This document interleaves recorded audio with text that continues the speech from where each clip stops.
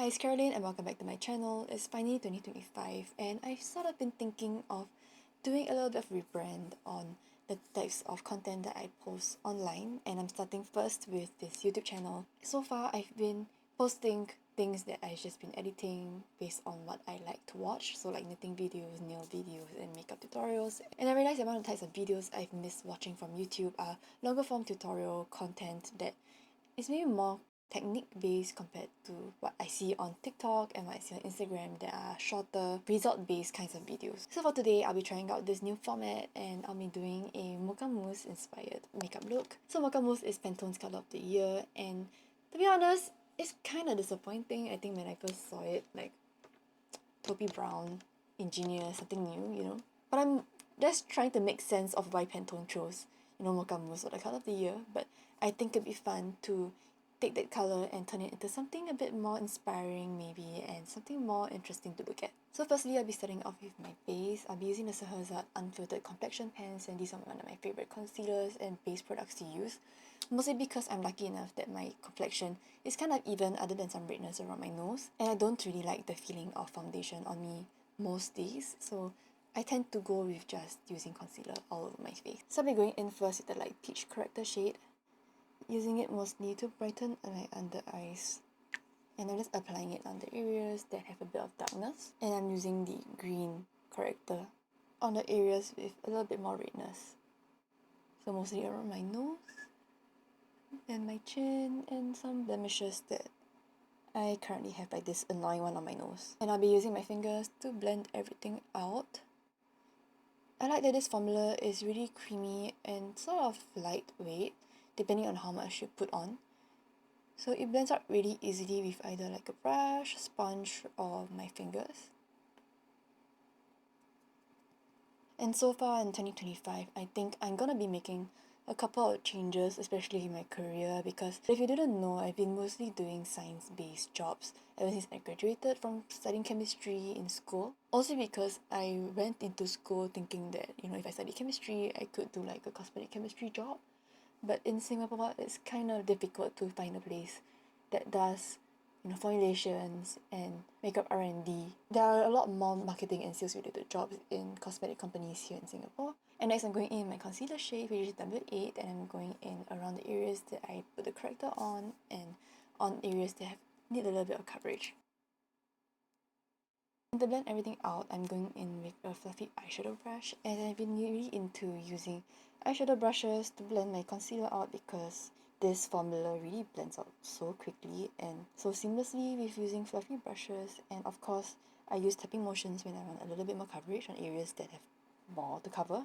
But going back to, my career aspirations, I quickly realized that, it might not be super valuable to pursue a career in cosmetic chemistry anymore after working in science for a couple of years. And I was sort of stuck in a job environment that, was kind of challenging for me for a couple of months, and that really, caused me to lose all of the creativity and the creative mojo that I had for a couple of months that I was working there. So in 2025, I'm actually thinking of, trying to make it out there as a makeup artist instead, and to actually pursue, an industry that I actually have a lot of passion for.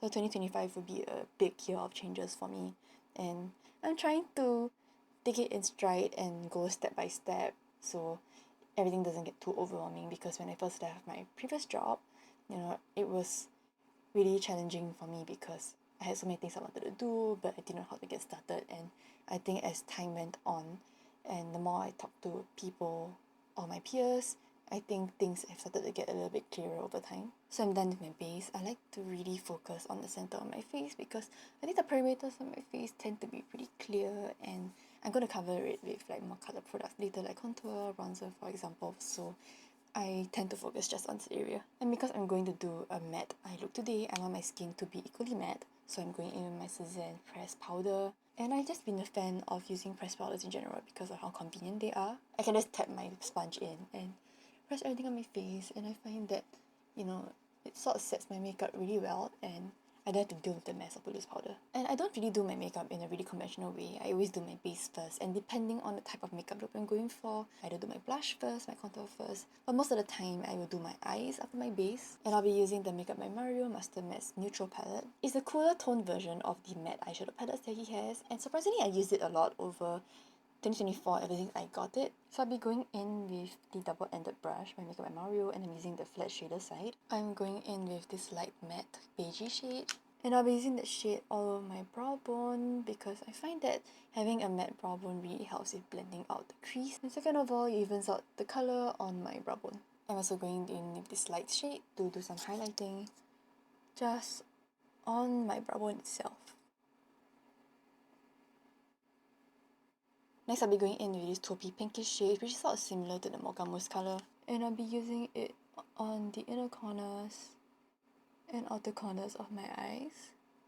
And I'm just using this one brush because I don't like washing my brushes, and I try to keep my brush usage as little as possible for every eye look. So I'm blending the eyeshadow out towards my mattified brow bone. And I'll be going in with that light shade again and place it at the center of my lids to further emphasize that halo eye effect. Next, I'm going in with this slightly darker Mocha Mousse shade, and I'm using it to further define my inner corners of my eyes, but this time I'll be keeping the edge of my shadow right on the top here a little bit more sharp, and I'll focus on blending out the shade on my actual lid itself. And I'm using the same shade to further define my lash line, and I'm using it to sort of create a smoked out mini wing. And how I maximize, using one brush for one eyeshadow look is to really manipulate the way you hold your brush, because a flat shader brush can be used, on its flat side and also on its sharper side. So I blend out my shadows using the flatter side, and if I want to create a more defined shape, I will angle my brush and use the more tapered side. So far this is the shape of the eyeshadow, and I'll be further defining that sharp edge with this darker brown shade. So I'm focusing the shadow using the really pointed side of the brush, and I'm lightly tapping just the edge of the eyeshadow so as to create a sharper edge, and I don't want to drag the eyeshadow downwards towards my lid as much. And I'll do the same right on my lash line, and I really like to focus my wing placement on the outer half of my eye because I sort of have this really weird crease on this eye, and my eyelids are kind of uneven. So when I do a full-on eyeliner look, it looks really wonky. So to solve that problem, I do my winged liner on the parts of my eyes that don't crease weirdly. I try to wipe off the excess eyeshadow on my hand, and now I'm going back in to this initial shade, and I'm blending the wing out just on the outer third of my lower lash line.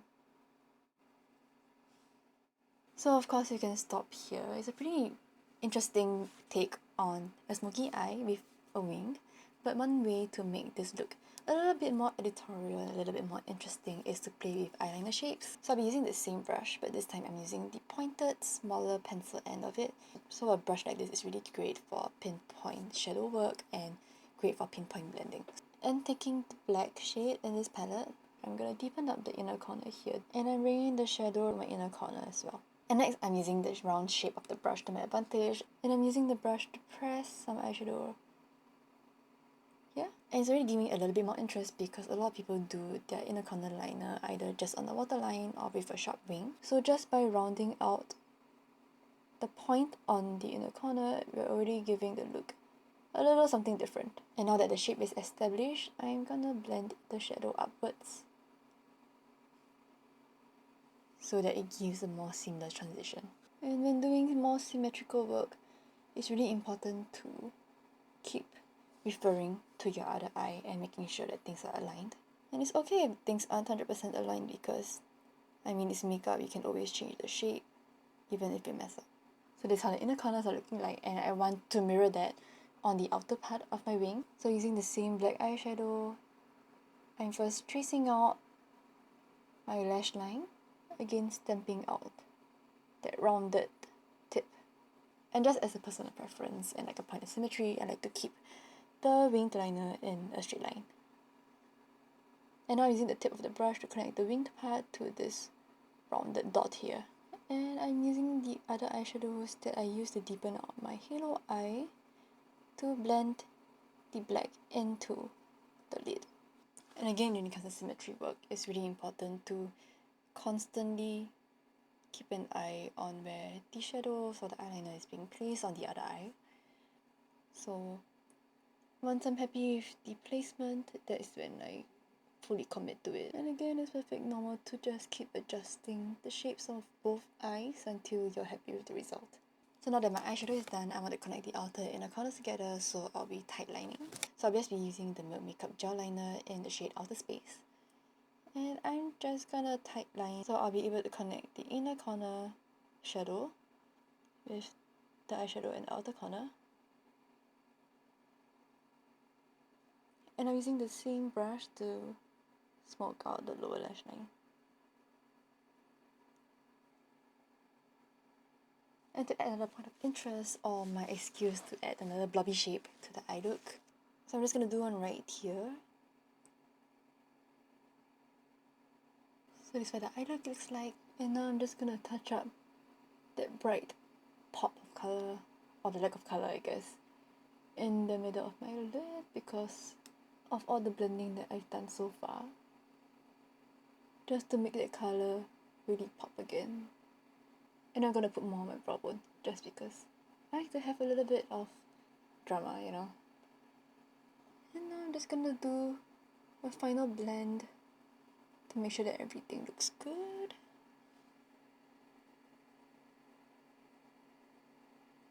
And I just like to go in with extra layers of all the shadows that I've used to blend, so that everything looks really seamless. And it's safe to say that I think this eyeshadow look is done, and I only did it with 1 or 2 brushes I guess, and this palette. And sometimes I feel that people might think that, you know, doing creative makeup or doing something more avant-garde and out there would require you to, you know, use a lot of colours, do a lot of graphic liner work. But honestly, you can use any kinds of products that you have on hand already, and you can just play with the shape and the placement of the product to get an outcome that's not really commonly seen around. Because this look is really bold, I'm really tempted to do like a bleached brow look. I'll be using a light peach corrector shade of the Sahur unfiltered complexion pan. And I'm going in with a spoolie, and I'm gonna brush the product onto my brows. So I'm brushing the hairs backwards before brushing them out.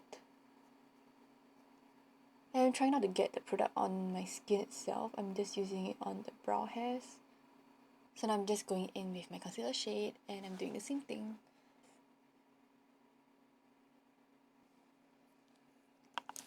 And because I did like a really dramatic eye look, I feel the need to contour, so I'm using the Judydoll contour palette in number 2. It's in the warmer shade, because really cool tone contour shades just look like straight airs on me. So I have to go with something a little bit warmer. So I'm using this fluffy blending brush again. It's slightly bigger and like flatter than the normal ones that you see. But I really like this shade because it fits in my, you know, cheekbone really well. I'm just mixing up 2 shades and contouring my cheekbones.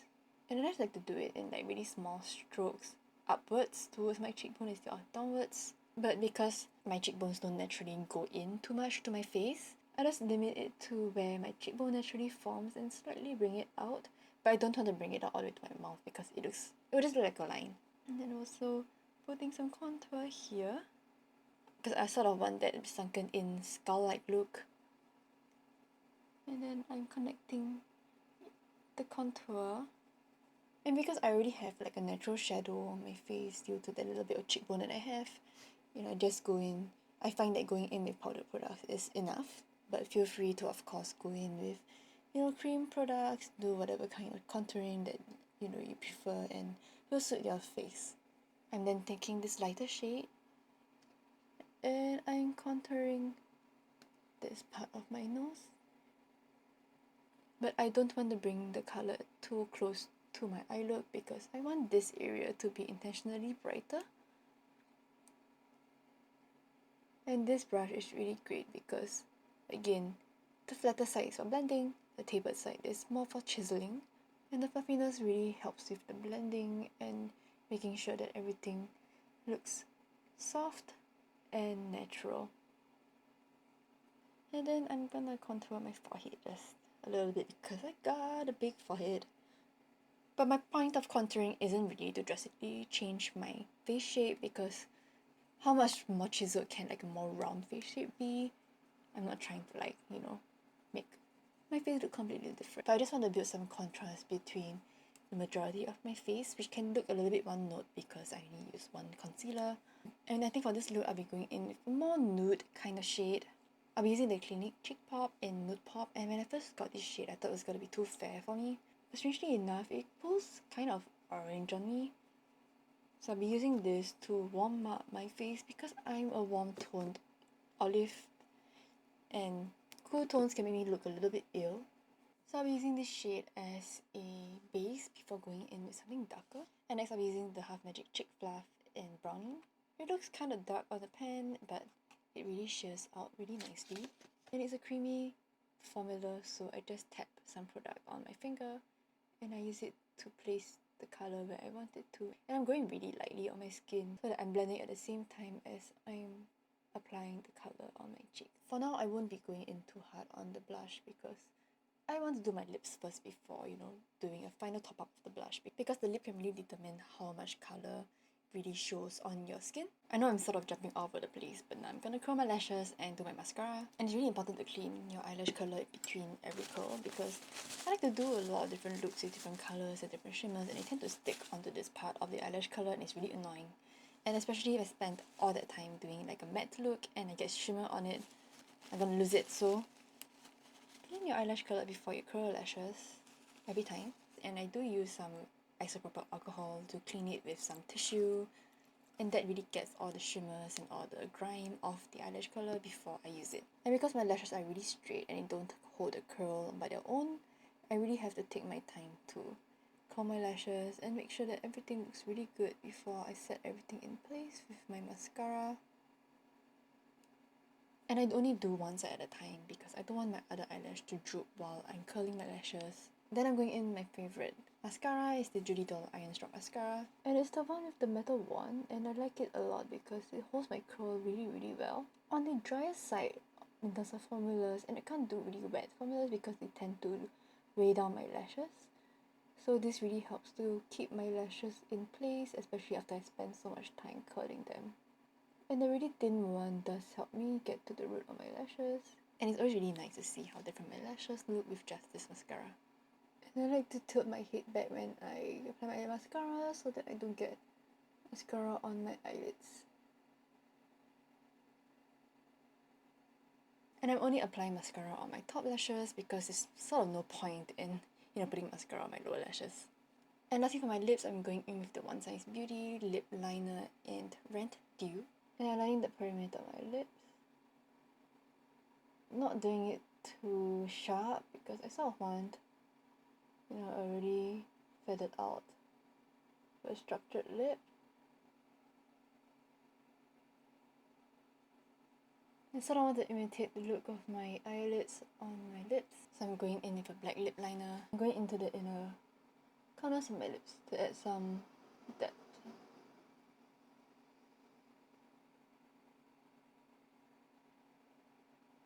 And I just use my finger to blend it towards the middle of my lips.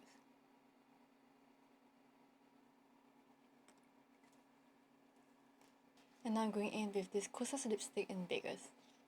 I don't normally wear nude lips, so I try to, create a border that's a little bit darker and something that I'm more used to.